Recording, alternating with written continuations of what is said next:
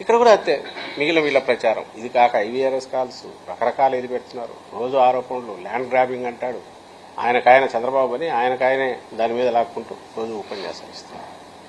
నిజంగా land grabbing అనేది ఎప్పుడు జరిగిందంటే 14-19 మధ్య టీడీపీ హయాంలో జరిగింది.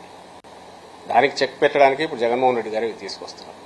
మీకు గుర్తుందా? బాగా మీకు గుర్తుందా? వెబ్ల్యాండ్ అని తెచ్చినప్పుడు, వెబ్ల్యాండ్ అనేది తెచ్చి డిజిటలైజేషన్ చేస్తున్నామని మొదలుపెట్టిన దాంట్లో కింద పేర్లు మార్చి, పేరు ఒక రైతుది ఒక పేరు ఉంటే ఆ పేరు తీసేసి ఇంకో పేరు పెట్టించేసుకుని తమకున్న అధికార బలంతోనో లేక రాజకీయ బలంతోనో కండ బలంతోనో ధన బలంతోనో దాని మీద డాక్యుమెంట్ చేసుకుని సేల్ చేసేసి రిజిస్టర్ చేసేసి డబ్బులు తీసుకుని ఉడాయిస్తే 1000 ఎకరాలు ఈ రోజుకు డిస్ప్యూట్ రిజాల్వ్ కాల. తెలియదా? అందరికీ ప్రజలకు తెలియదా? రైతులకు తెలియదా? 1000 ఎకరాలు. ఎందుకంటే పేపర్ మీద ఉంటే చాలు, రిజిస్ట్రేషన్కి ఏముంది, పేపర్ మీద డాక్యుమెంట్ ఉంది, రిజిస్టర్ చేసేసారు, లిటిగేషన్ స్టార్ట్ అయింది. ఈ రోజుకు రిజాల్వ్ కావట్లా. ఎందుకంటే మళ్ళీ ఆర్డీఓకి చేసుకోవాలి, ఆర్డీఓ నుంచి మళ్ళీ జేసీ దగ్గర కాకపోతే తర్వాత మళ్ళీ కోర్టుకు పోవాలి, లేదా కోర్టుకు పోయినా మళ్ళీ ఇక్కడికే రెఫర్ చేస్తారు. ఇది ఒకటైతే ఇంకా క్లాసిక్ ఎగ్జాంపుల్ చెప్పేదా, సిఆర్డీఏ ఏరియా మ్యూటేషన్ అనేది ఫైనల్. ఒకరి దగ్గర నుంచి ఇంకొకరి దగ్గరికి పేరు మారాలంటే ఫైనల్ చేసేస్తే, ఒక సుబ్బరాయుడు అనే పేరు నుంచి రామకృష్ణాయుడు తీసుకుంటే సుబ్బరాయుడు పేరు తీసేసి రామకృష్ణాయుడు పేరు ఎక్కించి చేసినాక అది మ్యూటేషన్ అవుతుంది.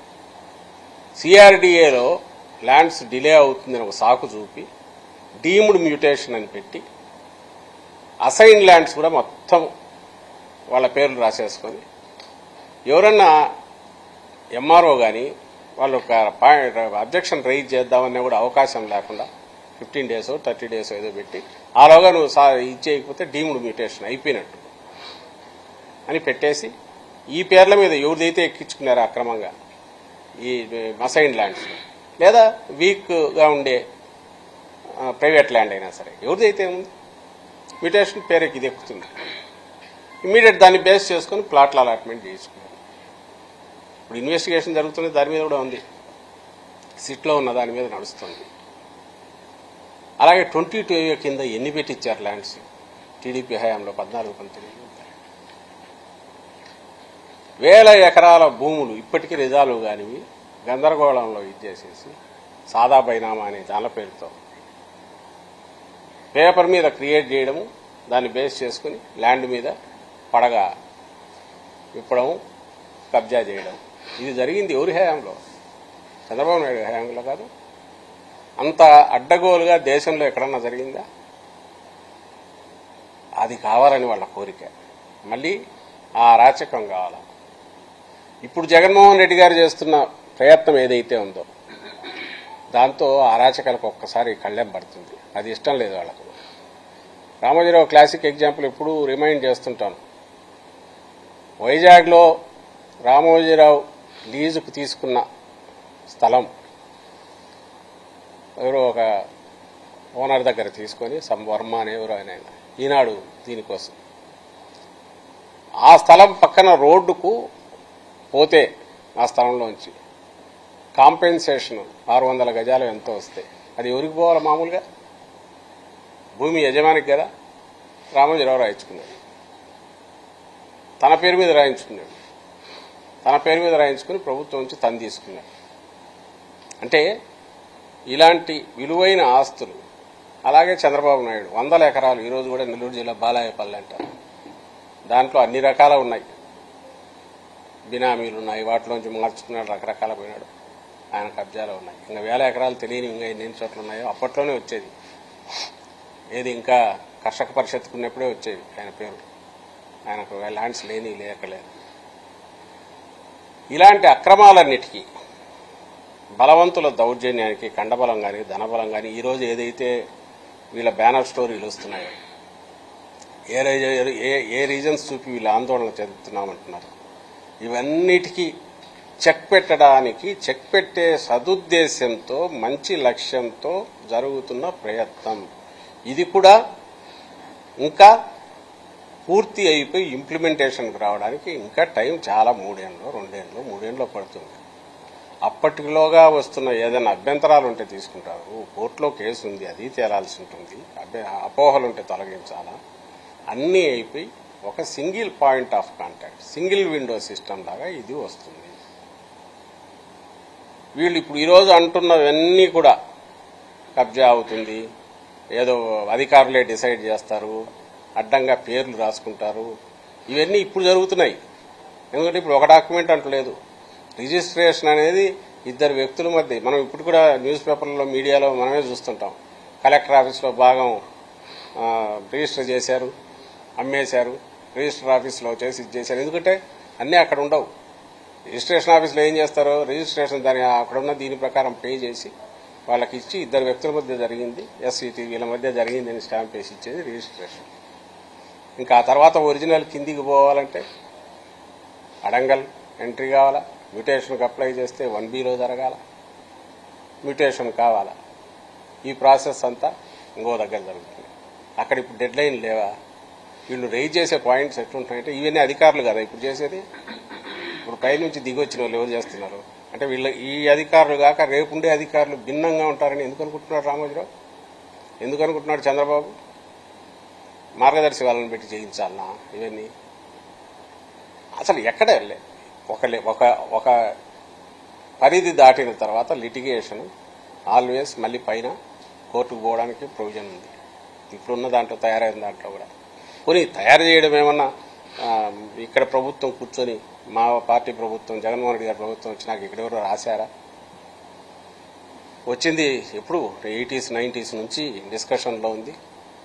ఆ తర్వాత 19లో నీతి ఆయోగ్ వచ్చిన తర్వాత షేప్ తీసుకున్నాక వాళ్ళు ప్రపోజ్ చేశారు. ఆ తర్వాత మనం టేకప్ చేశాక నల్సార్ యూనివర్సిటీ ఎక్స్పర్టీస్ యూజ్ చేసుకుని వాళ్ళకి అప్పచెప్పారు డ్రాఫ్ట్ చేయడానికి.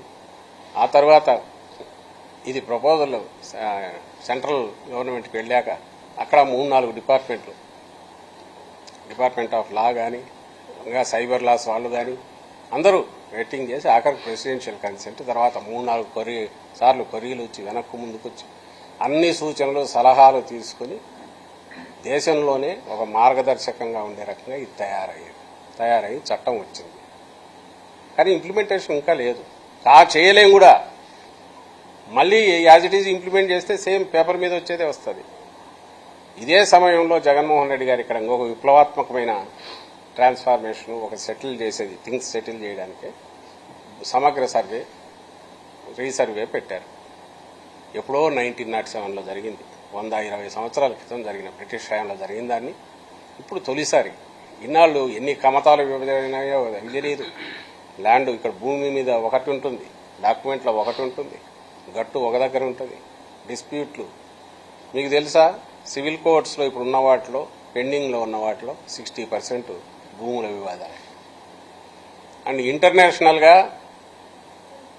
190 కంట్రీస్ ఏమో సర్వే చేస్తే ల్యాండ్ టైటిలింగ్ దీనికి సంబంధించి అంటే సెటిల్డ్ ల్యాండ్ టైటిలింగ్ అంటే రామకృష్ణాయుడు భూమి మీద అంటే రామకృష్ణాయుడు, ఇంకో ఫలానా వాళ్ళ భూమి మీద అంటే వాళ్ళదే, ఎంత ఉంది బౌండరీస్తో సహా ఎగ్జాక్ట్లీ తెలిసేది.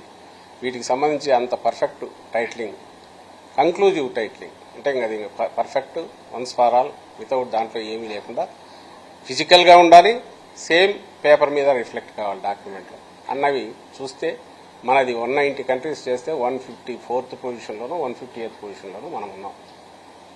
అంటే వెనకాల పడి ఉన్నాం. ఈ దీంట్లో జగన్మోహన్ రెడ్డి గారు ఎట్లయితే ఇప్పుడు వెల్ఫేర్ దీంట్లో కానీ, డెలివరీ మెకానిజంలో కానీ, ప్రభుత్వ వ్యవస్థలు ఏం చేసినా దాంట్లో ట్రాన్స్పరెన్సీ, పిల్ఫరేజెస్ స్కోప్ లేకుండా, కరప్షన్ స్కోప్ లేకుండా, దళారీలకు స్కోప్ లేకుండా ఫుల్ ప్రూఫ్ సిస్టమ్ ఎట్లా తెస్తున్నాడో అది ల్యాండ్ అడ్మినిస్ట్రేషన్లో కూడా తీసుకొచ్చే ప్రయత్నం చేస్తున్నాడు. వీళ్ళకెందుకు అర్థమవుతుంది? ఎవడైతే దొంగకు ఇల్లు భద్రంగా కడితే నచ్చుతుందా? రోజు కన్నాలు వేసేవాడికి, గోడ కన్నాలు పెట్టేవాడికి భద్రంగా గోడ కడితే నచ్చుతుందా? కాబట్టి దాని మీద యాగీ చేస్తాడు. చంద్రబాబు నాయుడుకి నచ్చదు, రామోజీరావుకి నచ్చదు, ఆ గ్యాంగ్ ఎవరికి నచ్చదు. వీళ్ళకి కావాల్సింది ఎప్పటికప్పుడు ఎక్కడైనా బొక్కలు పెట్టడానికి వీలైన సిస్టమ్ కావాలి.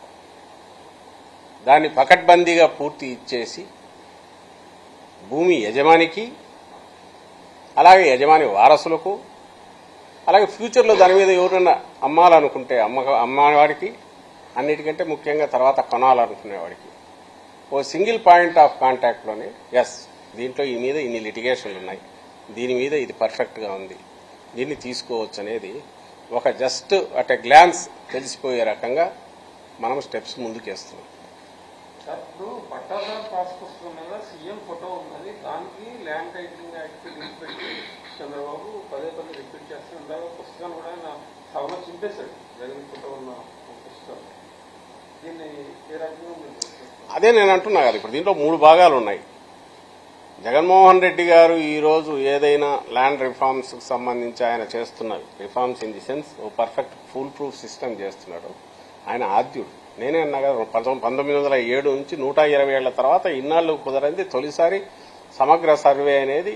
ఆల్మోస్ట్ ఇప్పటికి నాకు తెలిసి 17,000 రెవెన్యూ ఇవి ఉంటే ఒక 6,000 దాకా అయినట్టున్నాయి, లేదా 6,000లో కొంత ఫైనల్ స్టేజ్లో ఉన్నాయేమో. 6,000 వరకు అయితే పూర్తయినట్టు ఓ షేప్ వచ్చేసింది. అంటే డిస్ప్యూట్లు ఉన్నవి పక్కన చేసి, డిస్ప్యూట్ లేనివి చేసి దాన్ని ఒకటి సర్వే జరుగుతుంది. రెండవది రిజిస్ట్రేషన్లో ఈ స్టాంప్, అంటే ఈ స్టాంప్ పేపర్స్, ఈ రెగ్యులర్ రెవెన్యూ స్టాంప్స్ మామూలు మనం చూసే వాడేటివి ఏమున్నాయో నాన్ జ్యుడిషియల్ స్టాంప్ పేపర్స్, అవి చూడడానికి గంభీరంగా ఉన్నా దాంట్లో పాత విధేట్లతో లిటిగేషన్లకు రావడానికి అవకాశం. అలాగే తెలుగు కుంభకోణం, అది కూడా చంద్రబాబు హయాంలో జరిగిందే, మీకు గుర్తుంటుంది. స్టాంప్ పేపర్స్ కుంభకోణం చూస్తే గుర్తుగా 2002-3లోనూ ఎప్పుడో, అది కూడా ఈయన మన ఈ మహానుభావుడే చంద్రబాబు నాయుడు, దాంట్లో కూడా ఈయనకు లింక్ ఉంది. ఇలాంటివి జరగడానికి అవకాశం లేదు. దొంగ స్టాంప్ పేపర్లు తీసుకొచ్చేసి రాసి చేసుకోవడానికి అన్నిటికీ ఒక్కసారి చెక్ పెట్టే ఈ స్టాంపింగ్ అనేది దాంట్లో వచ్చింది. మూడవది మీరంటున్నది పాస్బుక్స్ అన్నీ కూడా ఇవి ఫస్ట్ టైం మనం వచ్చినాకనే, జగన్మోహన్ రెడ్డి గారి గవర్నమెంట్ వచ్చాకనే మన కరెన్సీ ప్రింట్ చేసే వీటి దగ్గర నుంచి, అంటే దాన్ని ఇచ్చేయడానికి అవకాశం లేదు, మార్చడానికి అవకాశం లేదు. మన పూర్వం ఉన్న పాస్బుక్ లాగా కాకుండా పక్కాగా దానికి ఈవెన్ క్యూఆర్ కోడ్ అవి కూడా పెట్టారు.